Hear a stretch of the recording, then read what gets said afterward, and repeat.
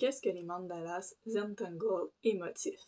À l'intérieur d'un mandala Cremanda Zen, nous allons faire des motifs soit la main levée ou soit qui vient de gabarit à dessin ou de pochoir.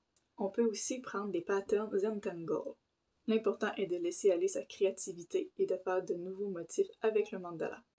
Qu'est-ce que les mandalas texture? Pour pouvoir réaliser cette activité, nous avons besoin des mandalas Cremanda Zen avec les traits de 4 mm, parce qu'à l'intérieur, nous avons beaucoup plus d'espace, de crayons de bois, de plaques de frottement ou tout autre objet de la vie courante qui pourrait nous aider à avoir des textures. Pour certaines textures, il sera possible de les voir à l'œil nu. Pour d'autres, il sera même possible de pouvoir toucher la texture avec son doigt.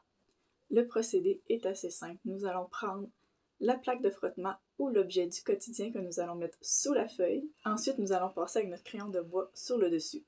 Nous allons devoir ajuster la force sur notre crayon selon l'objet que nous allons utiliser.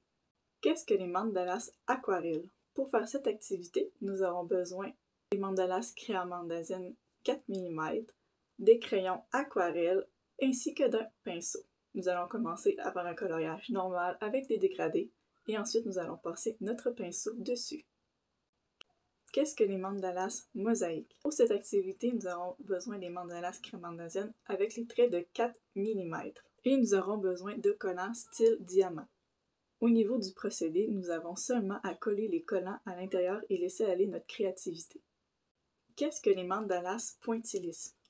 C'est tout plein de points dans un mandala.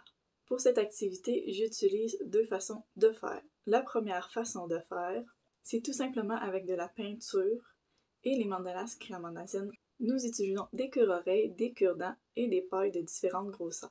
Pour le deuxième procédé, nous utilisons des crayons de différentes grosseurs de pointe. Et nous utilisons aussi un gabarit avec différentes grosseurs de cercles.